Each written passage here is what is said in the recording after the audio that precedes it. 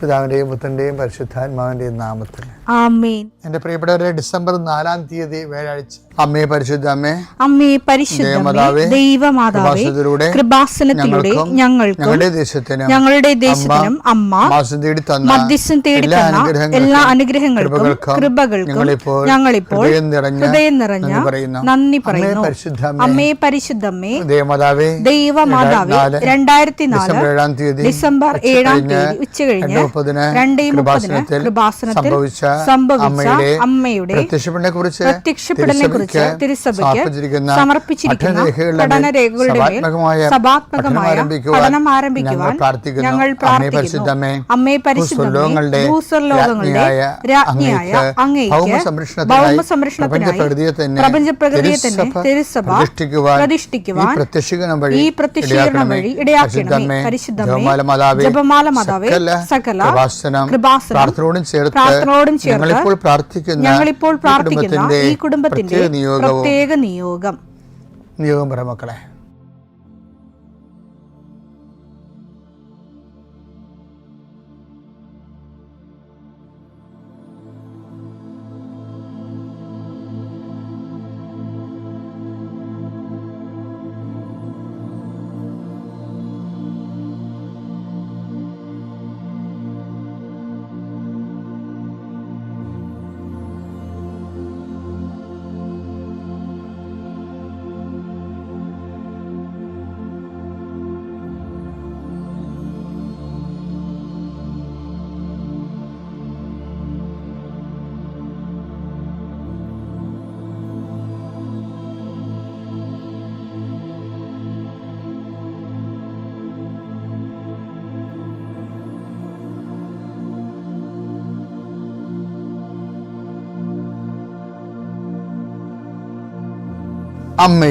അമ്മയുടെ പ്രത്യക്ഷീകരണത്തിന്റെ ഈ അനുഗ്രഹവേളയിൽ ഞങ്ങൾക്ക് സാധിച്ചു തരുവാൻ കനിയണമേ.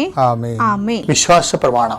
സർവശക്തനായ പിതാവും ആകാശത്തിന്റെയും ഭൂമിയുടെയും സൃഷ്ടാവുമായ ദൈവത്തിൽ ഞാൻ വിശ്വസിക്കുന്നു. അവിടുത്തെ ഏകപുത്രനും ഞങ്ങളുടെ കർത്താവുമായ ഈശോമിശിഹായിലും ഞാൻ വിശ്വസിക്കുന്നു. ഈ പുത്രൻ പരിശുദ്ധാത്മാവിനാൽ ഗർഭസ്ഥനായി കന്യകാമറിയത്തിൽ നിന്ന് പിറന്ന് പൊന്തിയോസ് പീലാത്തോസിന്റെ കാലത്ത് പീഡകൾ സഹിച്ച് കുരിശിൽ തറയ്ക്കപ്പെട്ട് മരിച്ച് അടക്കപ്പെട്ട് പാതാളങ്ങളിൽ ഇറങ്ങി മരിച്ചവരുടെ ഇടയിൽ നിന്ന് 3-ാം നാൾ ഉയർത്ത് സ്വർഗത്തിലേക്ക് എഴുന്നള്ളി സർവശക്തിയുള്ള പിതാവായ ദൈവത്തിന്റെ വലതുഭാഗത്തിരിക്കുന്നു. അവിടെ നിന്ന് ജീവിക്കുന്നവരെയും മരിച്ചവരെയും വിധിക്കുവാൻ വരുമെന്നും ഞാൻ വിശ്വസിക്കുന്നു. പരിശുദ്ധാത്മാവിലും ഞാൻ വിശ്വസിക്കുന്നു. വിശുദ്ധ കത്തോലിക്കാ സഭയിലും പുണ്യവാന്മാരുടെ ഐക്യത്തിലും പാപങ്ങളുടെ മോചനത്തിലും ശരീരത്തിന്റെ ഉയർപ്പിലും നിത്യമായ ജീവിതത്തിലും ഞാൻ വിശ്വസിക്കുന്നു. ആമേൻ. സുഖസ്ഥനായ ഞങ്ങളുടെ പിതാവേ, അങ്ങയുടെ നാമം പൂജിതമാകണമേ. അങ്ങയുടെ രാജ്യം വരണമേ. അങ്ങയുടെ തിരുമനസ് സ്വർഗത്തിലെ പോലെ ഭൂമിയിലും ആകണമേ. അന്നു വേണ്ടുന്ന ആഹാരം ഇന്ന് ഞങ്ങൾക്ക് തരണമേ. ഞങ്ങളോട് തെറ്റ് ചെയ്യുന്നവരോട് ഞങ്ങൾ ക്ഷമിക്കുന്നത് പോലെ ഞങ്ങളുടെ തെറ്റുകൾ ഞങ്ങളോടും ക്ഷമിക്കണമേ. ഞങ്ങളെ പ്രലോഭനത്തിൽ ഉൾപ്പെടുത്തരുതേ, തിന്മയിൽ ഞങ്ങൾ രക്ഷിക്കണമേ. ആമേൻ. നന്മ നിറഞ്ഞ മറിയമേ, സ്വസ്തി. കർത്താവ് അങ്ങയുടെ കൂടെ സ്ത്രീകളിൽ അങ്ങ് അനുഗ്രഹിക്കപ്പെട്ടവളാകുന്നു. അങ്ങയുടെ ഉദരത്തിൻ ഫലമായി ഈശോ അനുഗ്രഹിക്കപ്പെട്ടവനാകുന്നു.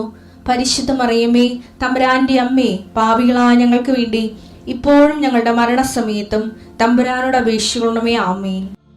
കർത്താവേ, നിന്റെ ഉന്നതമായ നാമത്തിന് സ്വസ്ഥം ചെയ്യുന്നു. കർത്താവേ, നിന്റെ വിശുദ്ധ പൗരോഹിത്യത്തെ മഹത്വപ്പെടുത്തണമേ. കർത്താവേ, സഭയിലുള്ള സാന്നിധ്യം ദൃഢമാക്കണമേ. 39 വർഷം ഞാൻ അർപ്പിച്ച കൃപാന്റെ യുഗതിയായി കൃപാസ്ഥാന ജീവനോടെ പ്രത്യക്ഷപ്പെട്ട മാതാവിൻ്റെ മാധ്യസ്ഥയിൽ അത്താറയിൽ നടന്ന 10,000-കണക്കിന് ആരാധന ശക്തിയാൽ കർത്താവേ, പഠന പരീക്ഷകളിലൊക്കെ എല്ലാം വ്യാപൃതരക്കുന്ന മക്കളെ ആസ്വദിക്കണമേ.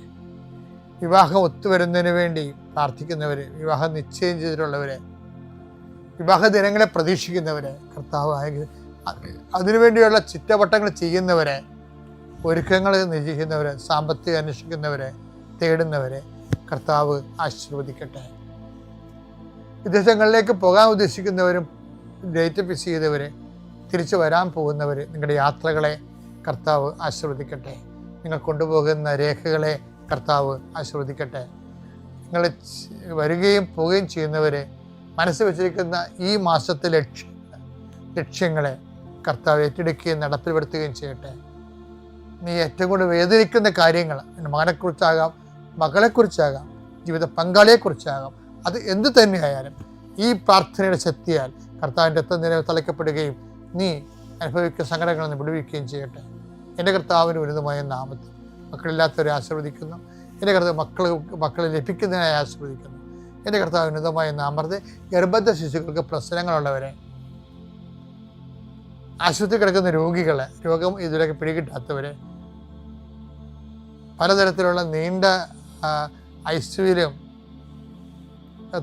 നീണ്ട ദിവസങ്ങൾ താമസിക്കുന്നവരെ, സാമ്പത്തികമായ ബാധ്യതകളാൽ വലിയ ജപ്തി നടപടിയൊക്കെ വരാൻ പോകുന്നവരും എന്നിട്ട് അതിലൂടെ കടന്നു പോകുന്നവർ, അവർക്ക് എത്രയും വേഗം ഒരു പോംവഴി കിട്ടാൻ പരിശുദ്ധ മാതാവ് ആശ്രയിക്കട്ടെ.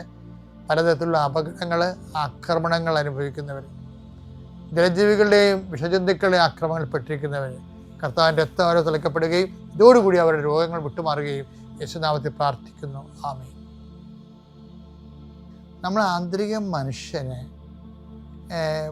അതായത് ഈ നമ്മുടെ മതത്തിൻ്റെ രഹസ്യങ്ങൾ മഹത്വമാണെന്ന് പൗലോസ് പറയത്തില്ല. തിമോത്തി 3:16 നമ്മുടെ മതത്തിന്റെ രഹസ്യം നമ്മുടെ മതത്തിന്റെ രഹസ്യം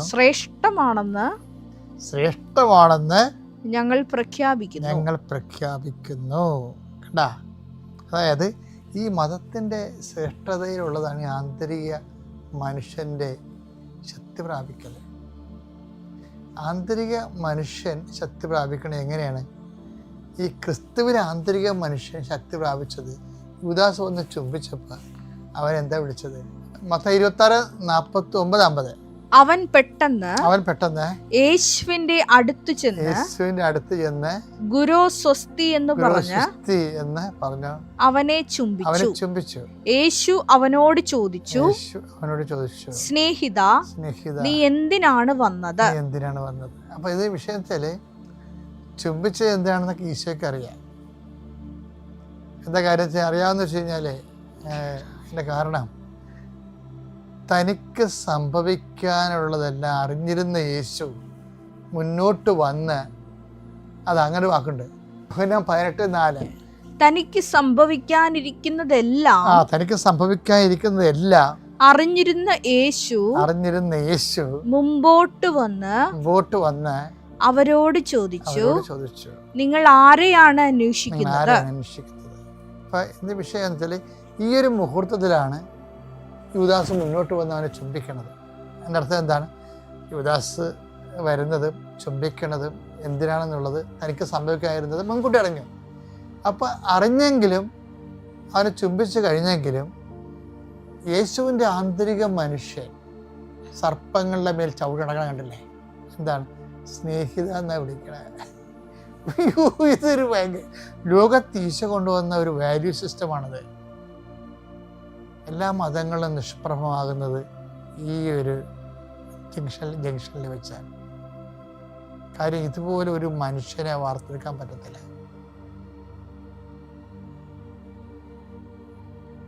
സ്നേഹിത, മനുഷ്യപുത്രനെ ഒരു ചുംബനം കൊണ്ട് നീ ഒറ്റുകൊടുക്കുന്നു. അത് ചൂണ്ടിക്കാണിച്ചാൽ മതിയായിരുന്നു.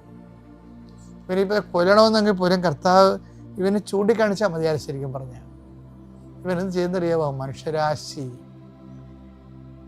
അമ്മയും കുഞ്ഞും ഭാര്യയും ഭർത്താവും എല്ലാവരും സ്നേഹം എന്ന് പറയുന്ന ദൈവികമായ വികാരത്തെ കൈമാറുന്നത് ചുമതലമുണ്ട്. അതിനെ കൊല്ലാനുള്ള ഉപകരണമാക്കി മാറ്റുകയാണ്. എനിക്ക് തോന്നുന്നത് യുദാസിൻ്റെ ഏറ്റവും വലിയ തെറ്റ്. ആ ഏറ്റവും വലിയ തെറ്റ് ചെയ്തവൻ്റെ പിന്നിലും കർത്താവ് സ്നേഹിത എന്ന് വിളിക്കുമ്പോൾ എൻ്റെ അർത്ഥം എന്താ? ആന്തരിക മനുഷ്യൻ്റെ ബലം പ്രാപിക്കലാണ്. എഫേസ്യൻസിലെ 3:16 അവിടുത്തെ മഹത്വത്തിന്റെ സമ്പന്നതയ്ക്ക് യോജിച്ച വിധം, ഞാൻ പറഞ്ഞു കേട്ടത് ഇതുമായിട്ട്, അവിടുത്തെ മഹത്വ സമ്പന്നതയ്ക്ക് യോജിച്ച വിധം അവിടുന്ന് തന്റെ ആത്മാവിലൂടെ നിങ്ങളുടെ ആന്തരിക മനുഷ്യനെ ശക്തിപ്പെടുത്തണമെന്നും വിശ്വാസം വഴി ക്രിസ്തു നിങ്ങളുടെ ഹൃദയങ്ങളിൽ വസിക്കണമെന്നും. നിങ്ങളുടെ വിശ്വാസം ഈ ഒരു സാഹചര്യത്തിലും വിശ്വാസം വഴി എന്താണ് നമ്മൾ വസിക്കേണ്ടത്? വിശ്വാസം വഴി നമ്മളിൽ ക്രിസ്തു വസിക്കണം. വിശ്വാസത്തിൻ്റെ ഫലം ക്രിസ്തുവാണ്. വിശ്വാസത്തിൻ്റെ ഫലം അനുഗ്രഹങ്ങൾ മാത്രമല്ല, അതൊക്കെ ആദ്യകാലം ആന്തരിക മനുഷ്യനെ സംബന്ധിച്ചിടത്തോളം വിശ്വാസത്തിൻ്റെ ഫലം ക്രിസ്തുവാണ്. നമ്മൾ ഈ ഒരു സാഹചര്യത്തിൽ ക്രിസ്തുവിന് സാക്ഷ്യം വഹിച്ചുകൊണ്ട് സാധാരണ മനുഷ്യർ പെരുമാറുന്നതിനേക്കാൾ സപ്ലിമെൻറ്റഡ് ആയിട്ട് സുവിശേഷ പെരുമാറുമ്പോൾ ക്രിസ്തു നമ്മൾ ജീവിക്കുകയാണ്. നമ്മളുടെ ആന്തരിക മനുഷ്യൻ ബലം പ്രാപിക്കുകയാണ്. അതാണ് ശരിക്കും പറഞ്ഞാൽ ഒരു വ്യക്തി ആത്മീയ വളർച്ചയിൽ കൈവരിക്കേണ്ട ഒന്നാമത്തെ നേട്ടം. ഇത് നമുക്കൊരു ചാലഞ്ചാണ്.